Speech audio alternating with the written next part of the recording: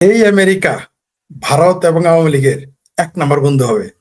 তখন কিন্তু এই যে এই মুসলেকা সরকার, এই তারেক রহমান, বিএনপি, জামাত, হেফাজত, চামড়া নাইয়া পীর, চামড়া আলা পীর, চামড়া সারা পীর এবং যত ভাবির পোলার আছে, তখন কিন্তু আমেরিকা নিপাত যাক, আমেরিকা ধ্বংস। মসজিদে মসজিদে তখন আমেরিকার বিরুদ্ধে বরদোয়া করবে আর মিছিল করবে, আমেরিকা এই হোক, আমেরিকা সেই হোক। এটাই তো রাজনীতি। আমি বলেছি যে ভারত হচ্ছে চাণক্যের নীতির দেশ। ভারত হচ্ছে সেই ভূমিপুত্র যেখানে জন্ম নিয়েছিল চাণক্য। তারা চাণক্য নীতিতে চলে। তার কারণেই দীনেশ ত্রিবেদী হলো বাংলাদেশের রাষ্ট্রদূত, শুভেচ্ছা জানায়, স্বাগতম জানায় আমেরিকা। তো এটা দালমে কুস্তো কালা হয়, এই বোধ বাংলাদেশের। তারেক রহমান এমন একটা কেস্টি কলে পড়বে। আরো যদি বলি, জামালপুরের ভাষায় বলি বা নদীর ভাষায় বলি, পুকুরের ভাষায় বলি, কারেন্ট জাল দেখছেন তো? কারেন্ট জাল, তৈরা জাল, যে জালটা ফিক্কা মারো ওখান থেকে বেরোনো যায়। কারেন্ট জালের মধ্যে যদি পড়বে, ওখান থেকে আপনি বেরোতে পারবেন না। কেসকি জালের মধ্যে আপনি আটকে যাবেন, পর আপনার মুর্দা টাইনা বাইর করতে হবে, জিন্দা বানানো যায় না। তো এই তারেক রহমান কারেন্ট জালের মধ্যে পড়ে গেছে। সোজা কথা, কেসকি কলে পড়ে গেছে বা ফাটা বাসের সিপাই পড়ে গেছে, সে বুঝতেই পারতেছে না। আপনি খেয়াল করেছেন, এই মুহূর্তে ভারত কিন্তু তাদের ট্যুরিস্ট ভিসা দিয়ে ঘোষণা দিয়েছে 28 তারিখ থেকে দিবে, মানে আর কয়েকদিন পরে। দীনেশ ত্রিবেদীকে কি করলো? তাকে মন্ত্রীর পদমর্যাদা দিল। আবার এদিকে ভারত, এদিকে আবার আমেরিকা সমর্থন জানাইল। ওইদিকে আবার চীনের আরেক বড় সরকারি বড় নেতা বা মন্ত্রী সমমর্যাদার কেউ ভারতে এসে অজিত দোভালের সাথে বৈঠক করে। মানে ঘটনা কোন দিকে কি ঘটতেছে। এইদিকে আমেরিকা চেয়েছিল করিডোর, নাম দিয়েছিল মানে কি সহযোগিতামূলক করিডোর। চায়না সরাসরি করিডোর চেয়েছে। চায়নারে যদি করিডোর দেয়, আমেরিকা বসে থাকবে? আবার আমেরিকারও যদি দেয়, ভারত আর চায়না বসে থাকবে? তারেক রহমান এমন কেস কি করলে, চীন যে গিয়েছে তার অবস্থা কিন্তু খারাপ হয়ে যায়। সর্বশেষও দেখেছি, আবারও খুব শীঘ্রই দেখব। ভারত এমন ভাবে এগোবে, যদি মনে যেমন মাকড়সার কয় পা, আমি বললাম 8 পা নাকি কত পা, কয় রকম, তুমি 2 পা আলা মানুষ হয়ে তাকে নিয়ে চিন্তা করতে পারো না। ভারত ভারতের শত্রু বাংলাদেশ, ভারত বাংলাদেশকে শত্রুই মনে করে না, কারণ জানে তার কিছুই করতে পারবে না। কিন্তু ট্র্যাপে পা দিবে না। ডিসেম্বরের মধ্যে আমাদের দেশে অনেক কিছু ঘটবে, যে ভারত যখন বাংলাদেশকে নিয়ে কোনো স্টেপ নিবে, না এটা ভারত বাংলাদেশ বুঝবে, না বাংলাদেশের যারা পৃষ্ঠপোষক তারা কেউ বুঝতেই পারবে না ভারত কখন কি সিদ্ধান্ত নেবে। তাই যদি বুঝতো তাহলে তো রক্ষাই করতে পারবে। ফরিদ ভাই, আমরা তো জানি যে আপনার বর্তমানের যে সরকার আছে, পরাধীন সরকার বা যারা বঙ্গু যারা আছে আর কি, তারা তো সবসময় বলে যে আওয়ামী লীগ ধরেন 50 বছর ক্ষমতায় আসবে না। আমিও বলি যে 500 বছর ক্ষমতায় আসবে না। ঠিক আছে, আমি ওদের সাথে মানিয়ে নিলাম। বেয়াদব একটা প্রধানমন্ত্রী ছিল, আমেরিকারে থাবড়াইতো দিনে রাইতে। এই রাষ্ট্রদূত চাইলেও দিত না, অ্যাপয়েন্টমেন্ট চাইলেও দিত না। এখন আমার একটা চিন্তার বিষয় আপনার নিয়ে, সেটা হচ্ছে যে ইন্ডিয়া কূটনীতিক বসাইলো দীনেশ ত্রিবেদীরে, সেই জায়গায় আমেরিকান রাষ্ট্রদূত সর্বপ্রথম টুইট করে ওনারে অভ্যর্থনা জানায়। এইটার কারণটা কি ভাই? ইন্ডিয়ার আমেরিকা না বলে শত্রু? অলরেডি চায়না এই মুসলেকা সরকারকে নির্দেশ দিয়েছে, আবার বলতেছি নির্দেশ দিয়েছে, তোমরা আমেরিকার সাথে প্রীতি কমাও। সোজা কথা, আমি যেমন ভাষা বললাম, যে আমেরিকার সাথে প্রীতি কমাও, ইউরোপের সাথে প্রীতি কমাও। তাহলে ইউরোপ আমেরিকার সাথে প্রীতি না করে এই মুসলেকা সরকারই তো ক্ষমতায় আসতে পারতো না। সুতরাং এই যে এখন দ্বন্দ্ব শুরু হয়ে গেল, আপনার বন্ধু যত বড় হবে, শত্রু কিন্তু তত বড়। আমি শেখ ফরিদ কিন্তু 2-3 বছর আগে আমার যে শত্রু আর বন্ধু ছিল, এখন কিন্তু তা নাই। কারণ কি? কারণ আমার বন্ধুরাও বড়, আমার শত্রুরাও তত বড়। অর্থাৎ আবার তেমনি আমার শত্রুও যত বড়, আমার বন্ধুও তত বড়, অর্থাৎ সবগুলো বেড়ে যায়। তো তারেক রহমান যখন এইখানে গেলেন, এই মুহূর্তে তিনি যাকে মুসলেকা দিয়ে আসছেন, সেই দেশটা এখন তার বিরোধিতা করবে। ভারত তো থাকবেই। পাশাপাশি কেউ কেউ আবার বলেছে যে পাকিস্তান যদি আমেরিকা এবং চীনের সাথে মিল করে চলতে পারে, বাংলাদেশ কেন পারবে না? বাংলাদেশ এই জন্য পারবে না, বাংলাদেশের মানুষের আকলই নাই, এই জন্য পারবে না। বাংলাদেশের কোনো কূটনীতিই নাই, পাকিস্তানের তো কিছু আছে, বাংলাদেশের তাও নাই, সেই জন্য বাংলাদেশ পারবে না। এইভাবে মিলে আমেরিকা, পাকিস্তান, রাশিয়া মিলে চলতে একমাত্র শেখ হাসিনাই পারেন। শেষ মুহূর্তে যদিও তাকে হচট খাওয়ানো হয়েছে, তাকে ফেলে দেওয়া হয়েছে ক্ষমতা থেকে। তো তারেক রহমানের কাম বাচ্ছে, জামালপুরের ভাষায় বলে, তারেক রহমানের কাম বাচ্ছে এটা ঠিক রাখা। অত নালি তো অত সেরে না। আপনি চায়নার সাথে প্রীতি রাখবেন, আবার ভারতের সাথে প্রীতি রাখবেন, আবার আমেরিকার সাথে প্রীতি রাখবেন, আবার ভারতের সারাদিন গালিও দিবেন, আবার আমেরিকারে সারাদিন মসজিদে দোয়া করবেন আমেরিকার ধ্বংস। আমেরিকা কিন্তু সব জানে। সেই জন্য কিন্তু আমেরিকা আরেকটা টুপ দিয়ে রেখেছে, সেটা হলো অলরেডি তাদের সবচেয়ে ঘনিষ্ঠ বন্ধু, আমেরিকার পৃথিবীতে সবচেয়ে ঘনিষ্ঠ বন্ধু হলো ইসরায়েল। সেই ইসরায়েল কিন্তু বলে দিয়েছে, এবং তিনি শুধু রাষ্ট্রদূত নন, দক্ষিণ এশিয়া বিষয়ক দায়িত্বপ্রাপ্ত, তিনি বলেছেন যে বাংলাদেশে হামাসের ঘাঁটি আছে। ঠিক এই যে পতাকাগুলো কিন্তু তারপরে বেড়ে গেছে, মানে যেটা কমার কথা ওইটা বেড়ে গেছে। তার মানে কি, তারেক রহমানের কপালে শনি আছে আর বাংলাদেশের কপালে আছে মঙ্গলবার। সুতরাং অপেক্ষা করেন, দেখতে থাকেন। আপনার এই প্রশ্নটা আমি জিজ্ঞেস করতাম যে আমাদের মাননীয় পরাধীন প্রধানমন্ত্রী উনি চায়না সফরে আছেন, উনি 13টা সমঝোতা চুক্তি স্বাক্ষর করেছে, তার মধ্যে একটা হচ্ছে কাঁঠাল চুক্তি, যেটা আগে চলতো। আবার কি চুক্তি? কি চুক্তি? কাঁঠাল চুক্তি মানে কাঁঠাল রপ্তানি। আবার তারাই ক্রিটিক করতো যখন শেখ হাসিনা বলছিল কাঁঠাল দিয়ে বার্গার হয়, কাঁঠাল দিয়ে ওই হয়, ক্রিটিক করতো। তো সে কাঁঠাল চুক্তি করলেন, এরপরে এখন আবার চায়না নাকি করিডোর চাচ্ছে, আমেরিকাও চাচ্ছে। ভাই আসলে করিডোর কে কাকে দিবে, আর আমাদের পরিস্থিতিটা কি, আর কাঁঠালই বা কিরকম? শোনেন, ওই যে শেখ হাসিনা যখন বলেছিলেন কাঁঠালের বার্গার নাকি কি যেন খাদ্যের একটা কথা, কত সমালোচনা করেছে, আমাদের কাছে জবাব ছিল না। আমরা পক্ষে থাকলেও এই কথা জবাব ছিল না। কিন্তু এখন সংসদে এগুলো বলে, এখন এই মুসলেখা সরকার ওইটা বলে যে কাঁঠালের বার্গার, কাঁঠাল খাওয়া যাবে, এই তরকারি হবে, এই রেসিপি হবে, তারাও এগুলো বলে।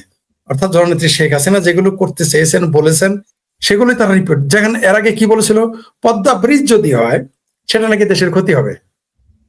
কিন্তু এখন কিন্তু তারা দ্বিতীয় পদ্মা ব্রিজ আবার বানাইতেছে, কারণ এই জন্য বানাইতেছে কামাই তো করতে হবে। তারা ভাবছে পদ্মা ব্রিজ বানাইলেই টাকা, তাদের ভাষায় তো বিলিয়ন বিলিয়ন ডলার চুরি করা যায়। অলরেডি তারা এটার প্রস্তাবনা দেখার জন্য নাকি কয়েক কোটি টাকা খরচ করে ফেলছে। আচ্ছা, একটাই তুমি সামলাইতে পারো না, তুমি তার ব্রিজের নিচ থেকে মাটি খুঁড়ে নিয়ে নিতেছো, আর একটা দ্বিতীয় পদ্মা ব্রিজ কেন দরকার? মানে এদের সহ্য হচ্ছে না। আচ্ছা যাক, ভালো কথা, বানাক, দ্বিতীয় পদ্মা ব্রিজ বানালে আমরা একটাতে যাবো আর একটাতে আসবো বরিশাল, কোনো সমস্যা নেই, এটা ভালো খবর, তারা করুক, আমরা দেখতে চাই। কিন্তু আপনি যেটা বললেন যে এই সরকার যে চুক্তি করতে গিয়েছে চায়নাতে, চায়না হচ্ছে এমন একটা ভাত, চায়না হচ্ছে আলেয়া, তাকে আপনি দেখা যাবে আলোর মতো, আসলে আলেয়া। চায়নার সম্পর্কে কোনো প্রেডিকশন আপনি করতে পারবেন না, কখনোই না। এই দেশটাতে এখন এই মুহূর্তে পাকিস্তান, তুরস্ক সহ সন্ত্রাসবাদী অনেকগুলো রাষ্ট্র এখানে সরাসরি ঘাঁটি করে ফেলেছে, একটি পরাশক্তি সরাসরি ঘাঁটি করে ফেলেছে।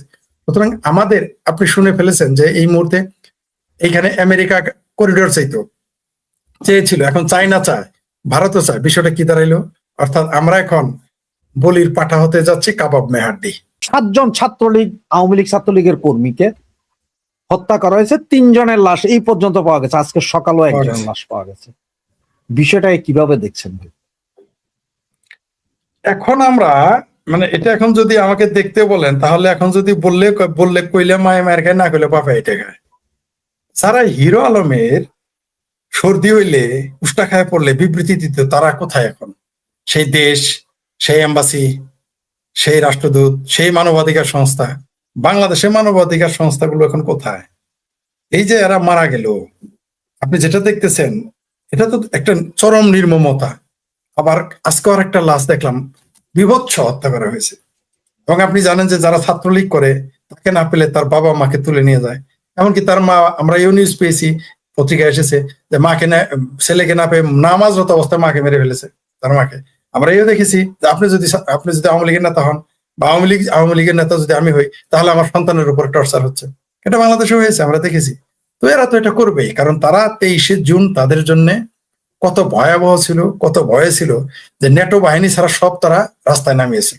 পুলিশ, বিজিবি, আনসার, যৌথ বাহিনী, মানে আপনার আরো যারা আছে, আর্মি, সবই তারা নামিয়েছিল। পাশাপাশি আমার ভাবির পোলারা ছিল, জামাত ছিল, হেফাজত ছিল, চামড়া নাই পীর ছিল, চামড়া সারা পীর ছিল, তারপর বিএনপি ছিল, ছাত্রদল ছিল, সবাই ছিল।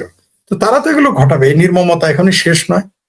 আমরা হয়তো বাংলাদেশের মুক্তিযুদ্ধের পক্ষের মানুষ এবং আওয়ামী লীগ অবশ্যই ক্ষমতায় যাবে, ফিরে আসবে বাংলাদেশ, তারা আগের বাংলাদেশে তারা ঠিকই থাকবে, আসবে, কিন্তু অনেক মূল্য দিতে হচ্ছে। এই 7টি লাশ আরো কয়দিন পর আমরা পাবো, যেহেতু 7 জন নিখোঁজ, এই লাশগুলো, সেগুলোর মূল্য দিতে হচ্ছে আমাদের। তবে এগুলো মানুষ মনে রাখতেছে।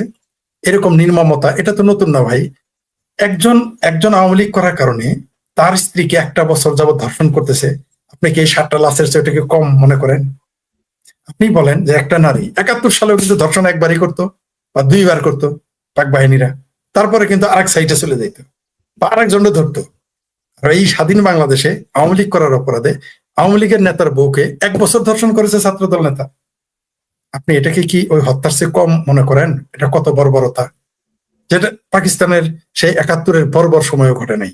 তো এরকম হত্যা চলছে, আরো চালাবে, আরো নির্মমতা দেখাবে। তবে একটা জিনিস দেখলাম, বাংলাদেশ আওয়ামী লীগ, এতে বোঝা যায় যে 71-এ আওয়ামী লীগের উপরে কি কি ঘটেছে। মানুষ এগুলো দেখুক, মানুষ জানুক, কিন্তু আমার দুর্ভাগ্য এবং কখনো কখনো আমি স্তম্ভিত হয়ে যাই এবং বোকা হয়ে যাই যে এখন আর সেই মানবাধিকার কর্মী, নেতা, বুদ্ধিজীবী, সাংবাদিক তাদের আর বিবৃতি দিতে দেখি না, বরং এটাকে তারা পিকনিক করতে গিয়ে মরছে, নৌকা ডুবি মরছে, এগুলো তারা বলার চেষ্টা করতেছে। এদের পক্ষে তো সবই সম্ভব। আপনি জানেন যে এরা যদি 500 যায় তখন বলে যে নবীর বউয়ের নামেও তো বদনাম ছিল, মানে নবী বানায় ফেলাইছে। অর্থাৎ মামুনুল এখন নবী হয়ে গেছে, মামুনুলের বউ এখন আয়েশা, বিবি আয়েশা হয়ে গেছে। কত বড় হারে হারামজাদা বলে এগুলো বলতে পারে। আবার দেখেন ছাত্র শিবিরের এক নেতাকে রক্ষা করতে তারা কি বললো, যে আল্লাহ নবীরা, নবী না শুধু নবীরা, আর সাহাবি নয় সাহাবিরা, মানে বহু বছর, যে এরা নিজেরাও আরেকজনের বউ নিয়ে চলে যেত, বলতো বউ দিয়ে দাও। মানে এরা নিজেদের স্বার্থে আল্লাহর নবী, আল্লাহর সাহাবি নিচে নামায় আনে। এরা নিজেদের লাম্পট্য ঠিক করার জন্য, বৈধতা দেওয়ার জন্য নবীর সাথে তুলনা করে। কয়দিন পরে এরা আল্লাহ খুদার তুলনা করবে, কোনো সন্দেহ নেই। এদের পক্ষে সবই সম্ভব। মিথ্যা কথা না বললে তো আপনি জামাত হইতেই পারবেন না, আর ঠাড়া বড়া মিথ্যা না করতে পারলে তো আপনি জামাতের নেতা হইতে পারবেন না। আর ঠাড়া বড়া মিথ্যা কথা, জামাতের চাইতে বেশি মিথ্যা কথা না বলতে পারলে তো আপনি বিএনপি হইতে পারবেন না। তো এই যে দেশে যে নির্মমতার কথা আপনি বললেন, এটা আসলে অসহ্য। মানে এটা যদি আমার দুশ্মনেরও এই পরিণতি করে কেউ, আমি এটার বিরোধিতা করব। আমার দুশ্মনকে কেউ যদি পানিতে এইভাবে ডুবিয়ে মারে, এটা আমি অ্যালাউ করবো না, আমাকে আমরাও করবো না। এই ধরেন আওয়ামী লীগ ক্ষমতায় আসলো, ছাত্রলীগ যদি এইভাবে ছাত্র দলের লোকদের পানিতে চোবায়, আমি বিরোধিতা করব। আমরা এটা মানবিক মানুষ, আমরা এটা মেনে নিতে পারবো না। তাহলে এখন কিভাবে পারবো, আমরা কিভাবে পারবো? আমাদের শুভাকাঙ্ক্ষী, আমাদের পক্ষে, মুক্তিযুদ্ধের পক্ষে আওয়ামী লীগের মানুষ এইভাবে নির্মম ভাবে হত্যা করে, এটা আমরা কিভাবে মেনে নিব? তবে একটা জিনিস বলি, এই নির্মমতা এটা এত ভয়ঙ্কর রূপে ফিরবে, এই নির্মমতার প্রতিশোধ আমরা চেয়েছিলাম, আওয়ামী লীগেরও চেয়েছিল, যদি আমি বিশ্বাস করি নাই। আওয়ামী লীগ চেয়েছিল যে তারা স্বাভাবিক গতিতে ফিরবে নির্বাচনে, অর্থাৎ নদী তার সাধারণ গতিতে ফিরবে, নদীর জল। কিন্তু আমি শুরুতেই বলেছিলাম আওয়ামী লীগকে স্বাভাবিক গতিতে ফেরানো যাবে না, ফিরতে দেবে না। এগুলো তার সিমটম। এরা কি করতেছে জানেন? ছাত্রলীগকে, আওয়ামী লীগকে, যুবলীগকে, কৃষক লীগকে, শ্রমিক লীগকে, তাঁতি লীগকে, আওয়ামী যুব মহিলা লীগকে এরা বিপ্লবী বানিয়ে ফেলেছে। এইভাবে তারা আর এই যে আজকে 7 জন মারা গেছে, প্রতি মাসেই 10-12 জন করে মেরে ফেলতেছে। তারপর নির্যাতন, নিপীড়ন, তো সেটার হিসাব নাই। ঘর বাড়িতে দাঁড়ে দাঁড়ে গিয়ে দেখতেছে আওয়ামী লীগ বাসায় আছে কিনা। আপনি দেখেন পুলিশ দেখতেছি যে বাড়িতে যাচ্ছে, যে মা বাবাকে গালাগালি করতেছে। রাজনীতি করার জন্য গালাগালি। বাংলাদেশে কোন ঘর আছে যে আওয়ামী লীগ করে না? কোন গ্রাম আছে আওয়ামী লীগ করে না? কোন গলি আছে আওয়ামী লীগ করে না? কোন শহর আছে হাজার হাজার আওয়ামী লীগের নেতা কর্মীরা? আপনি কয়জনকে ধরবেন? তবে বাংলাদেশ আওয়ামী লীগকে এরা বিপ্লবী বানিয়ে ফেলতেছে। এবং যখন আপনি বিপ্লবী হয়ে ফিরবেন, তখন কিন্তু দেশে এটা রিভেঞ্জ হয়। বিপ্লব মানে কি? রিভেঞ্জ। এরা কিন্তু তখন রিভেঞ্জের মুখোমুখি হবে। এরা কিন্তু বুঝতেছে না, জামাত তো বদমাই সদর কথা বাদ, কিন্তু বিএনপি এরা কোথায় যাবে? জামাত তো পালিয়ে যাবে। জামাত তো হয় আওয়ামী লীগে যোগ দিবে, আমরা পালাই যাবে, কিন্তু বিএনপি কোথায় যাবে? আর আওয়ামী লীগ তো, জামাত তো অর্ধেক এখনো গুপ্ত, জামাত অর্ধেক গুপ্ত, আমরা জানি। জামাত এখনো কিন্তু আত্মপ্রকাশ করে নাই। তাদের অর্ধেক লোক বিএনপিতে ঢুকে আছে, কিছু লোক এখনো আওয়ামী লীগ আছে, আর অনেক লোক এখনো আত্মগোপনে আছে। প্রকাশ্যে তারা কিছু এসেছে। আমরা দেখেছি ছাত্রলীগ করা লোক এখন ছাত্র শিবিরের নেতা, দেখেছি না আমরা? যে বলতো, যেমন বিএনপির মালয়েশিয়া কি ব্যারিস্টার ভুয়া পেকো, সে দেখেন জামাত। বিএনপির চেয়ারপারসনের উপদেষ্টা মেথর আখতারুজ্জামান জামাত। কোথায় যে জামাত নাই, কিভাবে বুঝবো আমরা? কিভাবে বুঝবো যে জামাত, তারেক রহমানের আশেপাশে জামাত নাই? কিভাবে বুঝবো আমরা? আমরা তো বুঝতে পারতেছি না। তো এই যে বিভৎস রূপটা আপনি দেখালেন, যে এই যে পানিতে ডুবিয়ে মেরে ফেললো, এটা চরম বর্বরতা, অমানবিকতা। এখানে কোনো বিবৃতি নাই, কিন্তু এর প্রতিশোধটা হবে ভয়ঙ্কর। আমিও চেয়েছিলাম ছাত্রলীগ, আওয়ামী লীগ, যুবলীগ বিপ্লবী হয়ে ফিরুক। আমার মনে হয় আমার কথাটি সত্য হতে যাচ্ছে। আওয়ামী লীগ, ছাত্রলীগ, যুবলীগকে স্বাভাবিকভাবে আসতে দিবে না। এই বিএনপি, জামাত আর ভাবির পোলারা বিপ্লবী ভাবে আসতে বলতেছে। আমিও চাই বিপ্লবী হয়ে আসুক, তাহলেই দেশের মঙ্গল হবে, আওয়ামী লীগের মঙ্গল হবে, ছাত্রলীগের মঙ্গল হবে, দেশের অর্থনীতির মঙ্গল হবে। জি।